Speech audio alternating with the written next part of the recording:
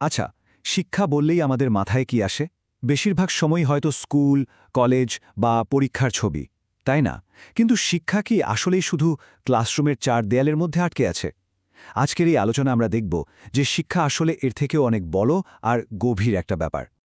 এই স্লাইডটা দেখলে ব্যাপারটা আরও পরিষ্কার হবে। দেখুন, একদিকে যেমন আছে স্কুলিং, মানে আমাদের সেই চেনা ক্লাসরুম, পরীক্ষা, নির্দিষ্ট সিলেবাস, গ্রেড এসব। আর অন্যদিকে আছে শিক্ষা, যা কিন্তু একটা সারা জীবনের ব্যাপার। অভিজ্ঞতা থেকে শেখা, আমাদের প্রতিদিনের জীবন থেকে শেখা, কৌতূহল মেটাতে গিয়ে যা শিখি, এমনকি আমাদের চরিত্রটাও তো এই শিক্ষারই অংশ। আচ্ছা, তাহলে শিক্ষা জিনিসটা ঠিক কি? যদি একেবারে এর গোড়ার কথায় যায়, তাহলে শিক্ষা হলো জ্ঞান, দক্ষতা আর চারিত্রিক বৈশিষ্ট্য অর্জনের একটা উদ্দেশ্যমূলক কাজ। মজার ব্যাপার হলো এর ল্যাটিন দুটো মূল শব্দ আছে, একটার মানে লালন করা আর আরেকটার মানে ভেতর থেকে বের করে আনা। তার মানে কি দাঁড়ালো? শিক্ষা মানে শুধু মাথায় তথ্য ভরা না, বরং ভেতরের সম্ভাবনাকে জাগিয়ে তোলা।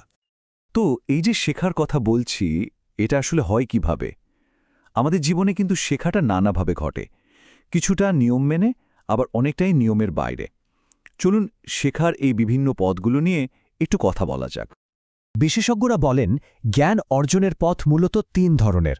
একটা হলো ফর্মাল বা আনুষ্ঠানিক শিক্ষা, আরেকটা নন ফর্মাল বা উপানুষ্ঠানিক, আর শেষটা হলো ইনফর্মাল বা অনানুষ্ঠানিক।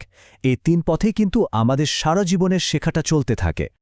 এই টেবিলটা দেখুন, তাহলেই পার্থক্যটা একদম জলের মতো পরিষ্কার হয়ে যাবে। ফর্মাল বা আনুষ্ঠানিক শিক্ষা তো আমরা সবাই চিনি, স্কুল, কলেজ, ইউনিভার্সিটি, যেখানে একটা নির্দিষ্ট কাঠামো আছে। নন ফর্মাল বা উপানুষ্ঠানিক শিক্ষাটাও কিন্তু গোছানো, কিন্তু সেটা স্কুলের বাইরে, যেমন ধরুন স্কাউটিং করা বা কোনো একটা ওয়ার্কশপে যোগ দেওয়া। আর ইনফর্মাল বা অনানুষ্ঠানিক শিক্ষা, ওটা তো আমাদের জীবনের প্রতি মুহূর্তের সঙ্গী। যেমন ধরুন মায়ের কাছে রান্না শেখা বা বন্ধুদের সাথে আড্ডা দিতে দিতে নতুন কিছু জেনে ফেলা, এগুলো সবই কিন্তু ইনফর্মাল শিক্ষা। এখন একটা জরুরি প্রশ্ন, শেখার সাফল্যটা ঠিক কিসের উপর নির্ভর করে? মানে কেন কেউ খুব সহজে শিখে ফেলে, আবার কারও একটু বেশি সময় লাগে? এর পেছনে কিন্তু বেশ কিছু মনস্তাত্ত্বিক, সামাজিক আর পরিবেশগত কারণ আছে। এই যে দেখুন, এই ডোনাট চার্টটা দেখাচ্ছে যে শিক্ষাগত সাফল্য কিন্তু বেশ জটিল একটা ব্যাপার। এটা শুধু একজন ছাত্র বা ছাত্রীর মেধার উপর নির্ভর করে না। এখানে মনস্তাত্ত্বিক ফ্যাক্টর তো আছেই, সাথে আছে সামাজিক পরিস্থিতি, শিক্ষকের কোয়ালিটি, বাবা মায়ের ভূমিকা, এমনকি প্রযুক্তি আর পরিকাঠামো, সবকিছু মিলেই কিন্তু আসল ছবিটা তৈরি হয়। তো প্রথমেই আসি মনের ভেতরের ব্যাপারগুলোতে, মানে মনস্তাত্ত্বিক কারণ।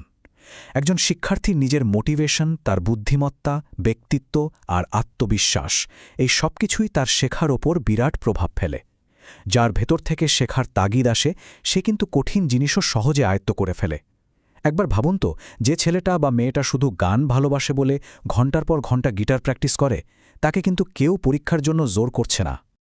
ঠিক একইভাবে সামাজিক কারণগুলোও কিন্তু অংশেন গুরুত্বপূর্ণ। একজন শিক্ষার্থী কোন আর্থসামাজিক অবস্থা থেকে আসছে, তার সাংস্কৃতিক পরিচয় কি, বা তার লিঙ্গ কি, এই সব কিছুই তার শিক্ষার সুযোগ আর ফলাফলের উপর প্রভাব ফেলে। আর এই কারণগুলোই অনেক সময় শিক্ষাক্ষেত্রে ফলাফলের একটা বড় ব্যবধান বা অ্যাচিভমেন্ট গ্যাপ তৈরি করে, যেটা কিন্তু সারা বিশ্বের জন্যই একটা বড় চ্যালেঞ্জ। এতক্ষণ তো কথা হলো ব্যক্তি পর্যায়ে শিক্ষা নিয়ে। চলুন এবার একটু বড় ক্যানভাসে ছবিটা দেখি। একটা গোটা সমাজ বা দেশের জন্য শিক্ষা আসলে কতটা জরুরি, এর অর্থনৈতিক আর সামাজিক প্রভাবটা ঠিক কি? শুধু এই সংখ্যাটার দিকে একবার তাকান, ৯০%। ভাবা যায়, আজ সারা পৃথিবীতে প্রাথমিক স্কুলে যাওয়ার বয়সী শিশুদের প্রায় ৯০%ই স্কুলে যাচ্ছে। এই একটা তথ্যই কিন্তু বলে দেয় যে বিশ্বজুড়ে গোড়ার শিক্ষাকে কতটা গুরুত্ব দেওয়া হচ্ছে। সমাজে শিক্ষার ভূমিকা কিন্তু অনেক। প্রথমত, এটা শিশুদের সামাজিক নিয়মকানুন শেখায়। তারপর দেশের অর্থনীতির চাকা ঘোরানোর জন্য দক্ষ মানুষ তৈরি করে। শুধু তাই না, শিক্ষা অর্থনৈতিক উন্নতি ঘটায়, দারিদ্র্য কমায়, আর এমনকি জলবায়ু পরিবর্তনের মতো বড় বড় বৈশ্বিক সমস্যা নিয়েও আমাদের সচেতন করে তোলে। আর যদি একেবারে সরাসরি টাকা পয়সার দিকটা দেখি, এই চার্টটা দেখুন, একদম পরিষ্কার দেখা যাচ্ছে যে শিক্ষা লেভেলের সাথে আয়ের একটা সরাসরি সম্পর্ক আছে। মানে যত বেশি পড়াশোনা, তত ভালো আয়ের সম্ভাবনা। মার্কিন যুক্তরাষ্ট্রের ডেটা বলছে এই বেতনের ফারাকটা প্রায় ৩ গুণ পর্যন্ত হতে পারে। কিন্তু আমরা আজকে যে স্কুল, কলেজ, ইউনিভার্সিটি সিস্টেমটা দেখি, সেটা কি সবসময় এরকম ছিল? না, একদমই না। হাজার হাজার বছরের এক লম্বা যাত্রার পরেই কিন্তু আজকের এই শিক্ষা ব্যবস্থাটা তৈরি হয়েছে। চলুন সেই ইতিহাসটা খুব সংক্ষেপে একবার ঘুরে আসা যাক। একটা সময় ছিল যখন শেখাটা হতো মুখে মুখে, গল্প বলে বা বড়দের অনুকরণ করে। তারপর যখন লেখার আবিষ্কার হলো, তখন থেকেই শুরু হলো ফর্মাল বা আনুষ্ঠানিক শিক্ষার, যদিও সেটা ছিল শুধু অল্প কিছু সৌভাগ্যবান মানুষের জন্য। এরপর মধ্যযুগে আসলো বিশ্বের প্রথম বিশ্ববিদ্যালয়, কিন্তু আসল বিপ্লবটা ঘটল পঞ্চদশ শতকে, যখন ছাপাখানা এলো। এটা ছিল একটা সত্যিকারের গেম চেঞ্জার, কারণ এটা জ্ঞানকে কয়েকজনের হাত থেকে বের করে সাধারণ মানুষের কাছে পৌঁছে দিয়েছিল। আর তারপর আধুনিক যুগে এসে রাষ্ট্রীয় উদ্যোগে সবার জন্য শিক্ষা নিশ্চিত করার যে চেষ্টা শুরু হলো, সেটাই শিক্ষাকে একটা সর্বজনীন অধিকারে পরিণত করেছে। শিক্ষার গভীরে কিন্তু একটা খুব সূক্ষ্ম কিন্তু ভীষণ জরুরি ব্যাপার আছে। এই স্লাইডের কথাটা খেয়াল করুন। আসল শিক্ষা কিন্তু এটা শেখায় না যে কি ভাবতে হবে, বরং এটা শেখায় কিভাবে ভাবতে হবে। আর ঠিক এখানেই শিক্ষার সাথে ইনডক্ট্রিনেশন বা অন্ধভাবে কোনো মতবাদ ঘেলানোর একটা বিরাট পার্থক্য তৈরি হয়ে যায়। তাহলে সব আলোচনার শেষে একটা প্রশ্ন কিন্তু থেকেই যায়, এই যে এত দ্রুত বদলে যাওয়া একটা পৃথিবী, যেখানে আজ যা সত্যি কাল হয়তো তার থাকছে না, সেখানে শিক্ষার আসল লক্ষ্যটা কি হওয়া উচিত? শুধু কিছু তথ্য মুখস্থ করানো, নাকি যে কোনো নতুন পরিস্থিতিতে যুক্তি দিয়ে ভাবার আর সারা জীবন ধরে শিখে যাওয়ার ক্ষমতাটা তৈরি করে দেওয়া?